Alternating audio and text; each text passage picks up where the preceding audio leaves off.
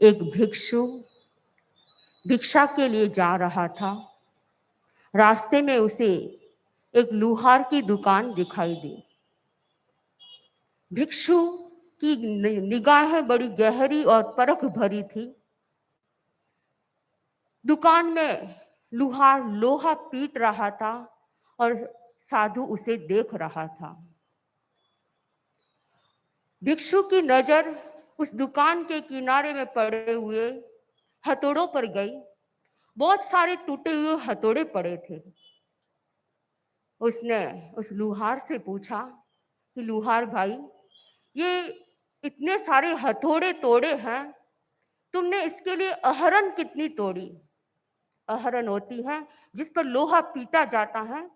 तो हथौड़े तुमने इतने तोड़े हैं तो अहरन कितनी तोड़ी? उसने लुहार ने कहा कि अहरन तो एक भी नहीं टूटी है। हथौड़े बहुत सारे टूट गए लेकिन अहरन एक भी नहीं टूटी है। साधु ने कहा, अहरन जीवन भर के लिए एक ही काफी होती है और हथौड़े बहुत सारे टूट जाते हैं। इसका क्या कारण है? क्योंकि हथौड़े प्रहार करते हैं और अहरन सहन करती हैं। हथौड़े शोर मचाते हैं और अहरन शोर नहीं मचाती हैं।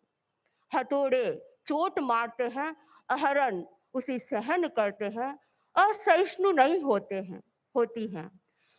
इसलिए जीवन में सहिष्णुता बहुत जरूरी है कि जिस व्यक्ति के जीवन में सहिष्णुता होती है, सहन करने की शक्ति होती है, वही अपने अस्तित्व को बनाए रख सकता है। जो व्यक्ति अपने अस्तित्व को बनाए रखना चाहता है, उसे अपने जीवन में सहन करना भी जरूरी है। और जिस व्यक्ति ने सहन कर लिया, उसका जीवन भी महान बन सकता है। कहा गया, जो सहता है वह महान बन जाता है। हमें महानता की दिशा में अग्रसर होना है तो हमें सहिष्णु बनना होगा। कहा गया, सहिष्णुता एक इतनी बड़ी शक्ति है, बहुत बड़ी शक्ति है, और जहाँ सहिष्णुता का गुण आ जाता है वहाँ अन्य अनेक गुणों का परिवार आ जाता है। क्षमा, सहनशीलता जहाँ होती है वहाँ क्षमा भी आ जाती है, वहाँ सामंजस्य का गुण भी उसके जीवन में आ जाता है। समता, सौहार्द का वातावरण भी बन सकता है। लेकिन सहन करना बहुत बड़ी शक्ति है। भगवान महावीर ने एक महत्वपूर्ण बात कही है, जो सही स पूज्यो, जो सहन करता है वह पूज्य होता है। और कहा गया, पुरी समो मुनि हवेज्जा, अर्थात पृथ्वी के समान मुनि को होना चाहिए। जैसे पृथ्वी सहन करती है, वह सहिष्णु होती है, वह दोहन को, भक्षण को, पीटन को, हर चीज को सहन करती है। वैसे ही एक मुनि को भी हर प्रकार की परिस्थितियों को सहन करना चाहिए, तो वह पूज्य बन जाता है। हमें सहिष्णुता की दिशा में आगे बढ़ना है, क्योंकि सांसारिक दृष्टि से देखें या आध्यात्मिक दृष्टि से देखें, सहिष्णुता बहुत आवश्यक है। संसार में रहने वाले प्राणियों को भी एक साथ रहना होता है, समूह में रहना होता है, सामाजिक जीवन जीना होता है, वहां सहिष्णुता की जरूरत होती है। तो आध्यात्मिक जीवन जीने वाले साधु साधियों को, श्रावक श्राविकाओं को भी सहन करने की शक्ति चाहिए, उन्हें भी सहिष्णुता की शक्ति चाहिए। सहिष्णुता जहाँ होती है वहाँ परिवार में बहुत अच्छा सामंजस्य हो सकता है, शांति रह सकती है, एकता पूर्ण वातावरण रह सकता है। एक बार जापान का राजा यामातो अपने वृद्ध मंत्री के घर गया, और इसलिए गया, ये देखने के लिए गया कि उसके परिवार में 1000 व्यक्ति एक साथ रहते हैं और वे एकता के साथ कैसे रहते हैं, यह देखने के लिए गया। परिवार में जहां 5-6 सदस्य रहते हैं, वहां भी एकतापूर्ण वातावरण, सामंजस्य का वातावरण नहीं रह पाता है। वहां एक वृद्ध मंत्री के घर 1000 व्यक्ति कैसे रह जाते हैं। जब राजा स्वयं घर में आया और देखा कि आपसी सामंजस्य, प्रेम का वातावरण, सौहार्द का वातावरण और एक दूसरे में इतनी अखंडता, इतना प्रेम, ये देखकर राजा दंग रह गया। राजा ने वृद्ध मंत्री को इसका कारण पूछा कि इसका क्या कारण है कि तुम एकता के साथ इतने 1000 व्यक्ति रह पाते हो। मंत्री ने एक बड़ा कागज लिया और उसमें एक शब्द लिखा, 100 बार एक शब्द को लिखकर राजा के हाथ में थमा दिया। राजा ने जैसे ही उसे देखा, उसमें लिखा हुआ था सहिष्णुता। एक सहिष्णुता शब्द के कारण यह परिवार अखंडता के साथ रह रहा है, प्रेमपूर्ण वातावरण के साथ रह रहा है, शांति के साथ रह रहा है। यानी सहिष्णुता में इतनी शक्ति है कि परिवार में सामंजस्य और शांति स्थापित कर सकता है। वास्तव में जिस घर में शांति की आवश्यकता है, वहां सहिष्णुता बहुत जरूरी होती है। तो सहिष्णुता हमें सहन किसे करना है? प्रश्न हो सकता है कि सहन किसे करे? हम प्रतिकूल परिस्थितियों को सहन करें, ये बात तो आती है, लेकिन कभी कभी अनुकूल परिस्थितियों को भी सहन करना होता है। तो अनुकूल और प्रतिकूल परिस्थितियों को जो व्यक्ति सहन करता है, वह अपने जीवन में सफल हो पाता है। अनुकूल प्रतिकूल परिस्थितियां हर व्यक्ति के जीवन में आती हैं, और जो व्यक्ति उसमें सहन करने की क्षमता स्थापित कर लेता है, अपने जीवन में सहन करना सीख लेता है, वह बहुत कुछ प्राप्त कर लेता है, अपने जीवन को बहुत अच्छा स्वर्गमय बना सकता है। सहिष्णुता ऐसा गुण है जिसके आने से परिस्थितियां भी अनुकूल हो सकती हैं, वातावरण संतुलित हो सकता है। तो भगवान महावीर ने भी बहुत सुंदर कहा है, समो निंदा प्रशंसासु। जो व्यक्ति निंदा में और प्रशंसा में दोनों में सम रहता है, वह व्यक्ति वास्तव में अपने जीवन में सफलता प्राप्त करता है। परम पूज्य आचार्य श्री महाश्रमण जी ने एक गीत की रचना की है, और उस गीत में भी एक पद्य है जो हमें बहुत सुंदर प्रेरणा देता है। निंदा हो चाहे सब ना हो, जीना हो चाहे मरना हो, निंदा हो चाहे सब ना हो, जीना हो चाहे मरना हो, सुख दुख की सारी स्थितियों में, सुख दुख की सारी स्थितियों में, जो स्थित प्रज्ञ कहलाता है, जो स्थित प्रज्ञ कहलाता है। तो इसमें परम पूज्य आचार्य पर ने भी लिखा है कि निंदा हो या प्रशंसा हो, स्तवना हो या कुछ भी हो, उस समय हमें सहन करने की क्षमता हमारे भीतर होनी चाहिए। यानी अनुकूल प्रतिकूल कैसी भी परिस्थिति आए, उसे सहन करना हमें सीखना है। प्रश्न होता है कि हम प्रतिकूल परिस्थितियों को और अनुकूल परिस्थितियों को सहन कैसे करें? उन अनुकूल प्रतिकूल परिस्थितियों में हम संतुलित कैसे रह सकते हैं? परम पूज्य आचार्य श्री महाप्रज्ञ जी ने इसके संदर्भ में बहुत सुंदर उपाय बताए हैं। उन 4 उपायों को यदि हम आत्मसात कर ले, तो हम अपने जीवन में सहिष्णुता को आत्मसात कर सकते हैं, हम सहन करने की शक्ति को प्राप्त कर सकते हैं, और सहन शक्ति को प्राप्त कर हम शांति का जीवन जी सकते हैं। है कि हम असहयोग करना सीखें। मन में प्रश्न हो सकता है कि बात कही जाती है कि हमें एक दूसरे का सहयोग करना चाहिए, और यहाँ पर यह कहा गया कि हमें असहयोग करना सीखना है। असहयोग किसका करना है? कोई व्यक्ति आपको गाली देता है, तो गाली के बदले गाली देते हैं, इसका मतलब हम उसका सहयोग कर रहे हैं। गाली देने वाले के प्रति गाली न देना, यह असहयोग हो जाता है। कोई आप पर क्रोध करता है, उस समय आप यदि क्रोध नहीं करते हैं, तो यह असहयोग की बात हो जाती है। और आप यदि सामने वाला जो क्रोध कर रहा है, उस पर यदि पुनः आप सामने वापस क्रोध करते हैं, तो वह असहयोग की बात नहीं होती है, वह सहयोग करना होता है। टिट फॉर टैट की बात आती है, यानी जैसे को तैसा।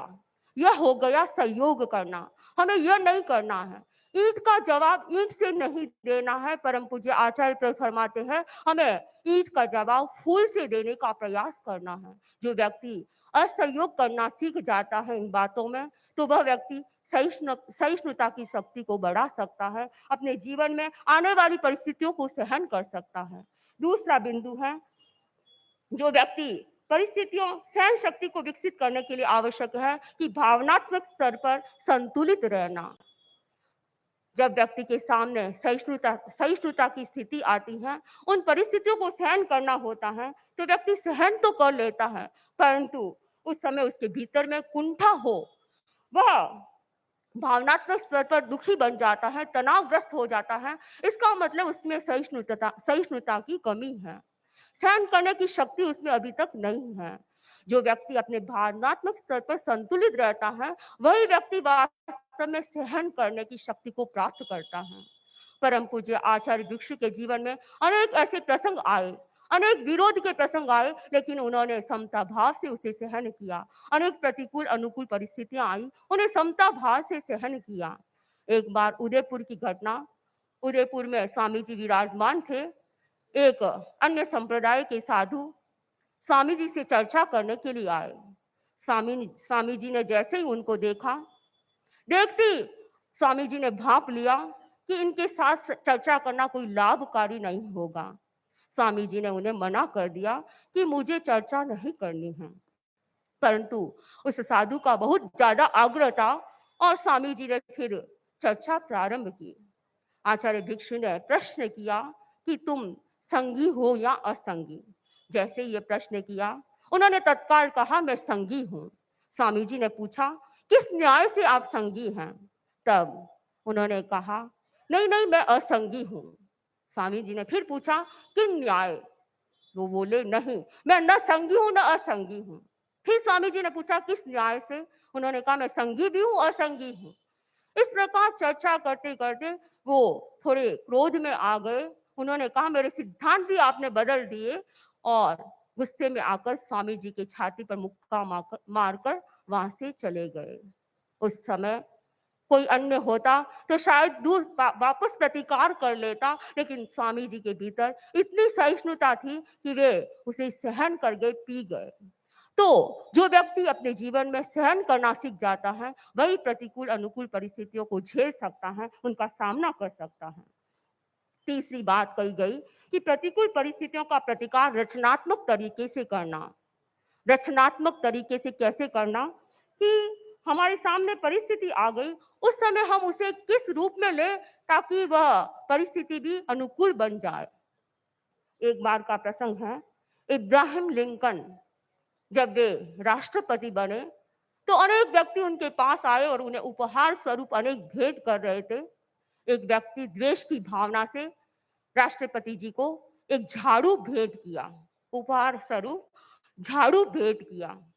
जैसे इब्राहिम लिंकन ने उस झाड़ू को हाथ में लिया, अन्य लोग जो उनके सहयोगी थे उन्होंने देखा कि ये क्या, एक तो ये एक तरह का अपमान हो रहा है। परंतु उन्होंने क्या किया, उन्होंने अपने साथियों से कहा कि ये मेरे झाड़ू मेरे चैम्बर में लगा दिया जाए और मेरे सामने रहे, तो उससे मुझे एक प्रेरणा मिलेगी कि मुझे देश की बुराइयों को दूर करना है। ये झाड़ू बुहारने का काम करता है, वैसे ही मुझे अपने देश की बुराइयों को बुहारने का काम करना है। ये प्रेरणा मुझे मिलती रहेगी।